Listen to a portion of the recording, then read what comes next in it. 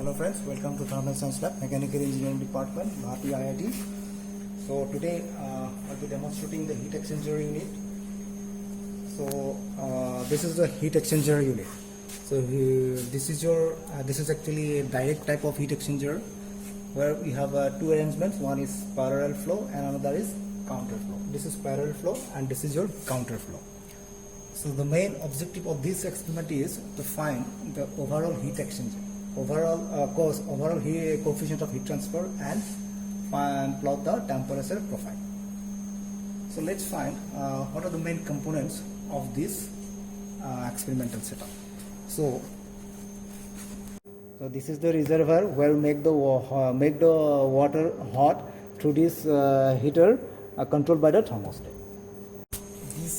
These are the turbine type of flow meter. One for cold water and one for hot water. These are the flow control of hot water and the cold water. These are the displays of different temperature measurement points. This is for your flow rate of the hot water, and this is your flow rate of cold water. Right now this is not started, so as soon as we started, the displays of all the parameters will be displayed here.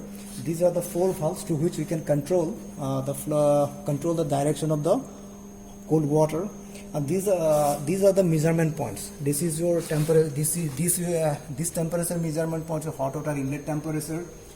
Then we have a temperature 3, hot water outlet temperature.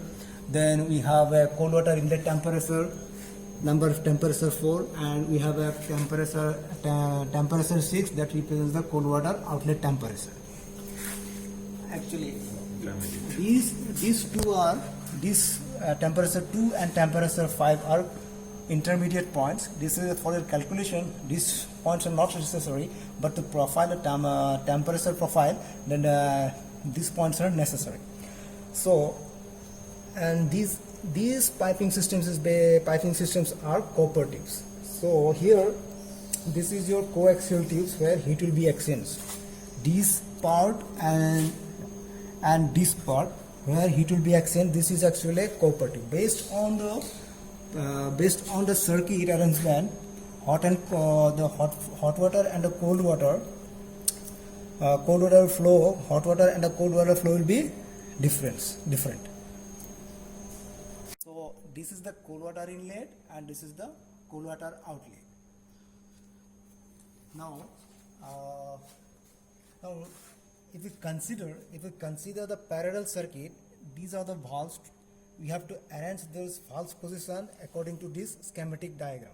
So right now, if you see, these valves are positioned according to the schematic. That means it represents that it is in the parallel heat exchanger. So in that case, what happens? Hot water and the cold water will be flowing in the same direction. See? Now if we change the direction of cold water, then what we'll be doing? We'll be changing the direction, changing the valve position according to this schematic. That is, this valve is closed, this valve is opened, then this valve is closed, and this valve is open. Now it is in the counter for heat exchangers when cold water will be flowing in the opposite direction to the hot water. Now we'll switch on the heater to warm up the water inside the reservoir. Then inside the reservoir, now we'll set the thermostat at 50 degrees centigrade or whatever you wish, 60, 50, 70. Now at the same time, we'll switch on the pump. The moment we switch on the pump, the flow of the water will be flowing to this, and heat will be exchanged at this part. At the same time, we'll be flowing the cold water. At the same time, we'll be flowing the cold water to this line, which is a continuous flowing of water. And now, using these two control valves of flow of hot water and the cold water, just we'll set it up to a required value, say 38 and 37 and 36 liter per hour. Then we'll let it steady.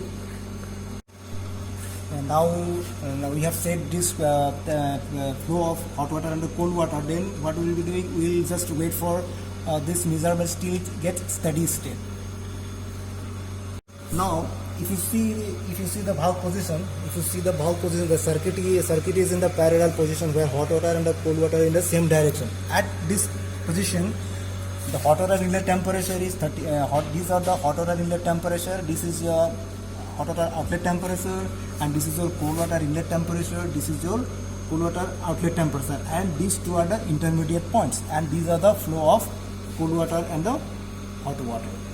Now once we see that these readings are steady state, then we'll take the readings and then we will change the temperature of the hot water with the thermostat and take the another set of reading and repeat the process. So once you take the reading, then we'll change the position of the position of the cold water. Now we'll changing the position of the cold water by changing the valves. Now this is the closed position, this is the open position, this is the closed one, and this is the open one. Now at this position, the cold water is flowing in the opposite direction of the hot water. So again we'll proceed the same process, taking the readings of hot water inlet temperature and the outlet temperature. But in this counter flow heat exchanger, this cold water inlet will be your outlet and outlet will be your inlet. So we'll be providing you handouts for recording your data. So in the data for your parallel flow heat exchangers, when you'll be doing the experiment, you have to keep it in mind that cold water flow rate will be constant and hot water flow rate will be constant, and hot water inlet temperature will be changing according to the thermostat. So this is your TCI. That represents you the hot water cold water inlet temperature, then TCO cold water outlet temperature, THO hot water outlet temperature, and U is your heat transfer coefficient. So in the second set of experiment for the parallel flow, the hot water inlet temperature will remain same, and we will just vary the cold water flow rate. We will continue this sort for both for parallel flow and counter flow heat exchanger. Thank you.